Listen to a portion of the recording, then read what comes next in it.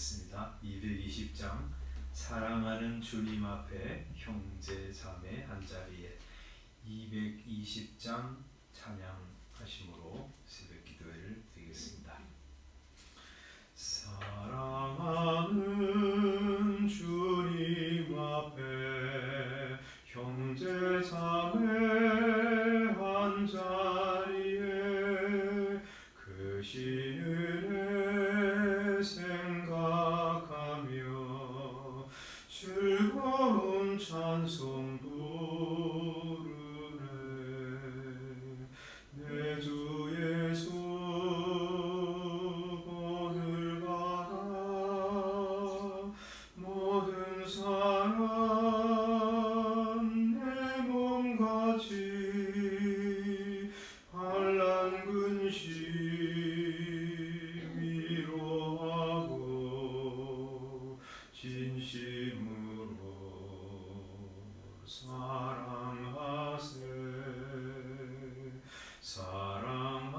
사랑하는 주님 앞에 온갖 충성 다 바쳐서 괴로우나 즐거우나 주님만 힘써 섬기네. 우리 주님 거룩한 손 제자들의 발을 씻어 남 섬기는 종의 도를 몸소 행해 보이셨네. 사랑하는 주님 예수 같은 주로 섬기라니 한 피 바다 한 몸 이룬 형제여 친구들이여 한 몸같이 친밀하고 마음으로 하나 되어 우리 주님 크신 뜻을 지성으로 준행하세. 아멘. 하나님 말씀 보겠습니다. 신명기 21장 15절부터 17절 말씀입니다. 신명기 21장 15절부터 17절 함께 읽겠습니다. 시작. 어떤 사람이 두 아내를 두었는데 하나는 사랑을 받고 하나는 미움을 받다가 그 사랑을 받는 자와 미움을 받는 자가 둘 다 아들을 낳았다 하자. 그 미움을 받는 자의 아들이 장자이면 자기의 소유를 그의 아들들에게 기업으로 나누는 날에 그 사랑을 받는 자의 아들을 장자로 삼아 참 장자 곧 미움을 받는 자의 아들보다 앞세우지 말고 반드시 그 미움을 받는 자의 아들을 장자로 인정하여 자기의 소유에서 그에게는 두 몫을 줄 것이니 그는 자기의 기력의 시작이라 장자의 권리가 그에게 있음이니라. 아멘. 신명기 21장은 하나님께서 주시는 땅 가나안 땅에서 어떻게 사람들을 귀중하게 여기면서 살아야 할지를 알려주세요. 그래서 1절부터 9절까지에서는 들판에서 누구도 알지 못한 채 피살된 시체도 그냥 무죄한 피가 흘러가도록 내버려 두지 말고 송아지, 암송아지를 잡아서 꺾고 우리가 그것을 행하지 않았습니다. 우리가 그것을 보지도 못했습니다. 하고 이 피 흘린 죄를 이스라엘 백성들에게 머물러 두지 마옵소서 하고 기도하면 하나님이 사해 주실 것이라고 약속하셨죠. 그래서 사람의 생명을 귀하게 소중하게 여기라는 말씀을 하셨어요. 또 10절부터 14절까지에서는 전쟁에서 이겨서 포로로 잡은 사람 중에서 한 여자를 보고 좋아해서 어떻게 하려고 할 때 결혼하라고, 그리고 한 달 동안 애곡할 여유를 주라고, 혹 이혼할 때에도 돈 받고 팔지 말고 그에게 자유를 허락하라고 하심으로 아주 그냥 막대할 만한 그런 처지에 있는 사람도 인격적으로 대할 것을 알려주셨습니다. 오늘 15절부터 17절까지에서는 한 사람도 편애하거나 차별 대우하지 말라는 말씀을 한 예를 통해서 들어주시는 거예요. 어떤 사람이 두 아내를 두었습니다. 여기 이제 본래 하나님께서는 사람을 창조하실 때 한 남자와 한 여자를 창조하셨죠. 일부일처제가 하나님의 뜻이에요. 가정에서는 한 남자와 한 여자가 사랑하여 결합해서 결혼을 이루는 것이 하나님의 뜻임에도 불구하고 타락한 후에 사람들은 이런 일부일처제를 버리고 여러 여자를, 남자가 힘이 있으니까 혹은 돈을 벌고 권세가 있으면 여러 여자를 거느리고 사는 일들이 전반적으로 퍼져 있었어요. 그리고 그것이 이스라엘에게도 영향을 끼쳤습니다. 그래서 하나님은 잠정적으로 그것을 용인하셨고요. 예수님이 오신 후에 한 남자와 한 여자가 결혼하라고 하시는 명령을 주셨고, 그것이 교회 안에서 정착이 되고 그 영향이 세상으로 이제 퍼져나와서 일부 일처제가 정착이 되었는데, 구약 시대에는 이 잠정적으로 하나님이 그것을 용인하는 시대였어요. 두 아내를 두었는데 하나는 사랑을 받는 아내고 또 하나는 미움을 받는 아내가 있다고 하자, 그렇게 이제 말씀하는 거예요. 그런데 이제 두 여인이 둘 다 아들을 낳았습니다.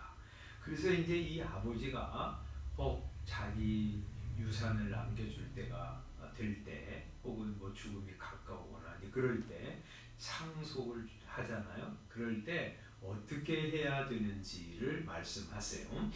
미움을 받는 자의 아들이 장자예요. 그런데 사랑을 받는 아내의 아들이 이제 차자 혹은 셋째라면 그렇게 할 때 어떻게 하냐? 사랑을 받는 아들을 장자로 세우지 말라는 것이죠. 16절.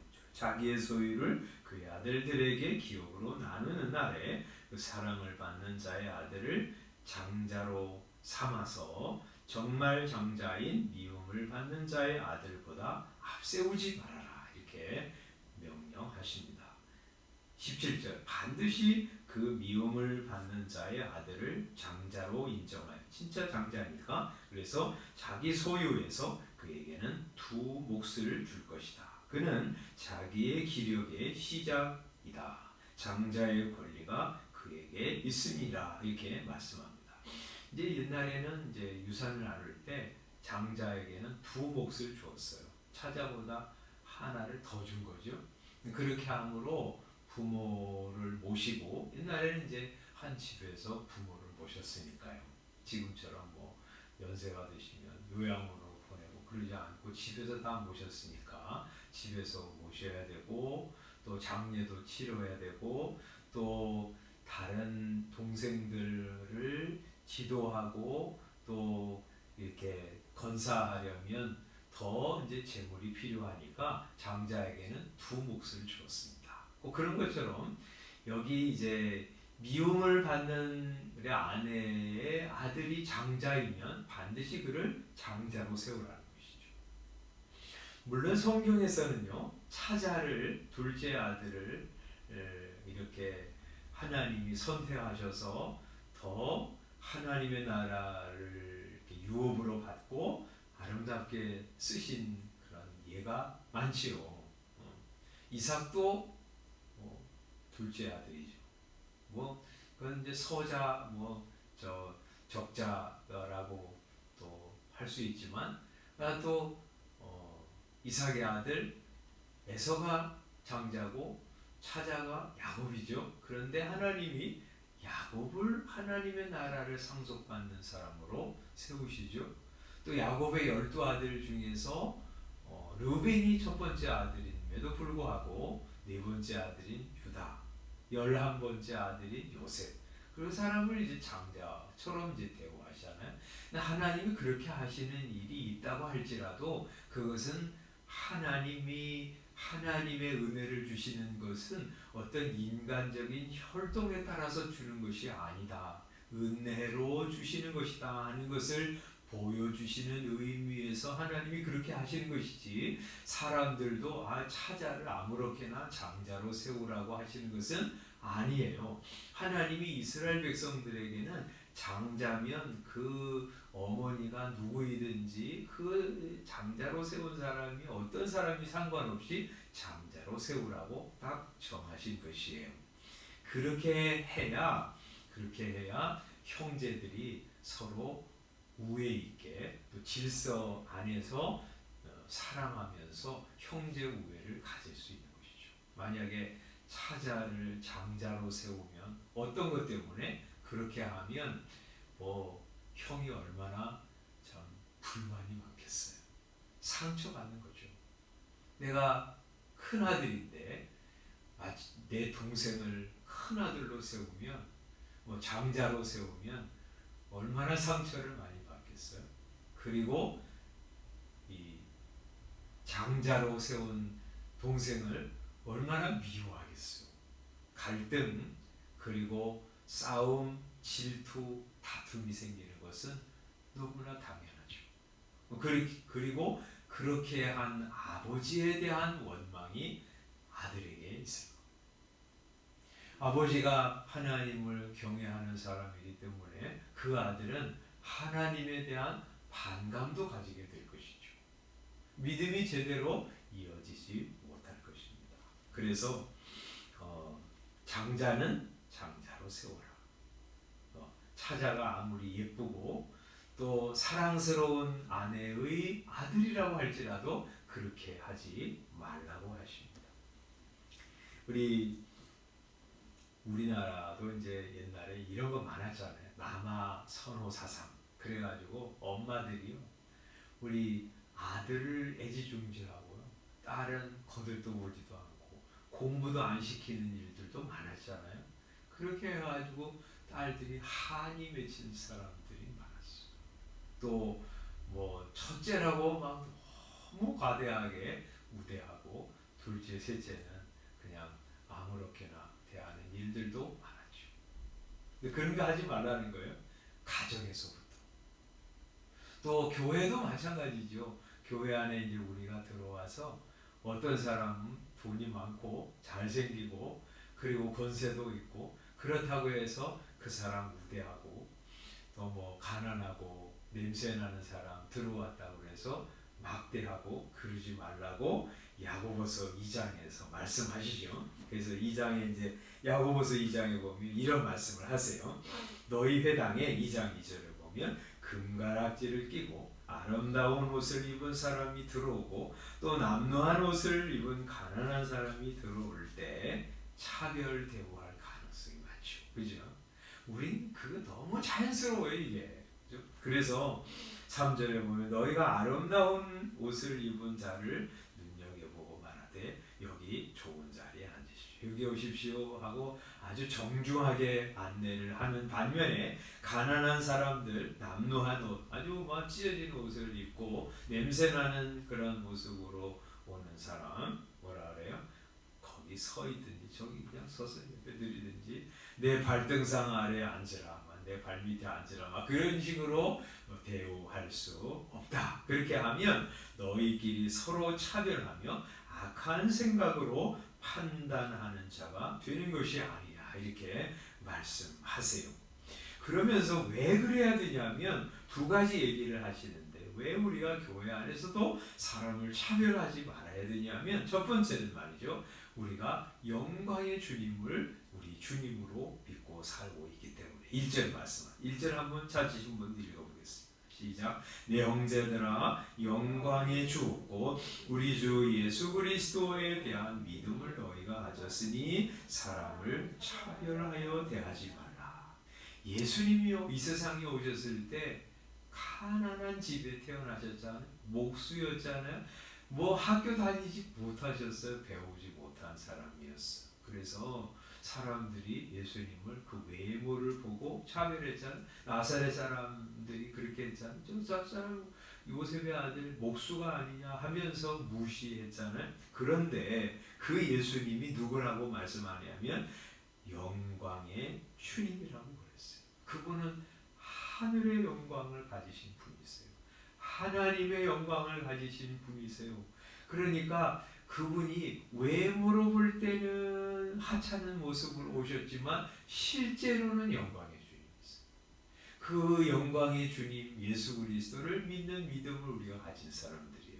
그러니까 우리가 말이죠, 어떤 사람을 외모로 보면서 무시할 때 예수님을 몰라보고 저 사람 저 요셉의 아들 목수가 아니야 하고 하찮게 대하고 막대하고 무시했던 그 나사렛 사람들, 유대인 사람들의 전처를 받는 거하고 똑같아요. 그죠?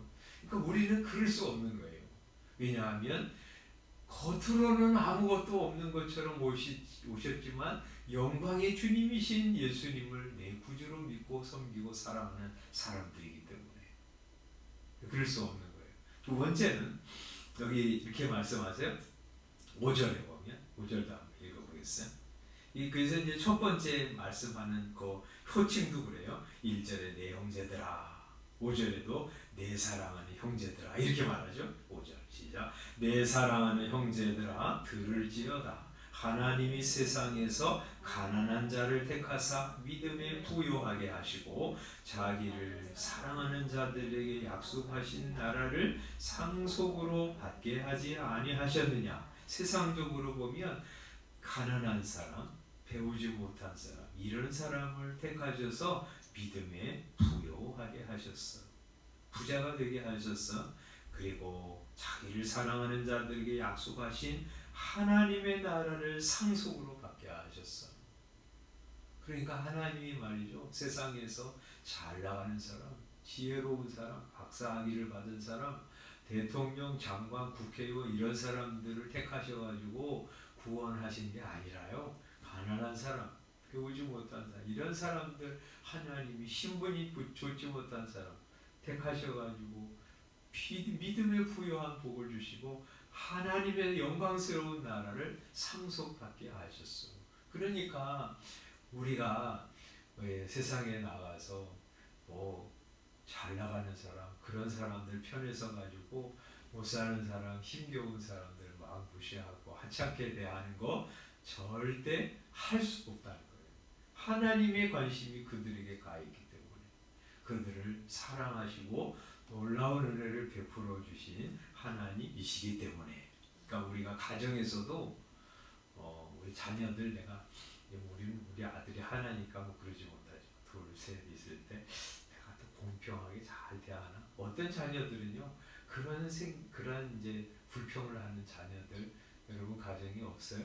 아이, 나는 언니를 이렇게 사랑하는데 나는 왜 이래? 뭐 이런 식으로. 그거 그냥 흘려만 듣지 말고 내가 그런 것 없나 하고 살펴보면서 정말 그렇게 느꼈니 생각하면 그런 대답이 오면 미안하다 하고 사과도 하고 그렇게 하면서 공평하게 골고루 사랑하는 거죠. 교회 안에서도 마음에 드는 사람, 괜찮은 사람하고만 어울려 다니고 그러지 말고, 교회 안에 어렵고 힘겨운 사람이 들어올 때 거들떠보지도 않고 그렇게 하면 안 되는 거죠. 같이 차별하지 않고 편애하지 않고 사랑하고 존귀한 사람으로 대하는 것. 하나님이 우리에게 주신 사람 대하는 방식이에요. 그래서 오늘 우리가 사람을 대할 때도 공평하게 못 대하는 것을 하라고 그러는 거 아니죠? 공평하게 잘 대우하고 인격적으로 대우하면서 사는 거죠.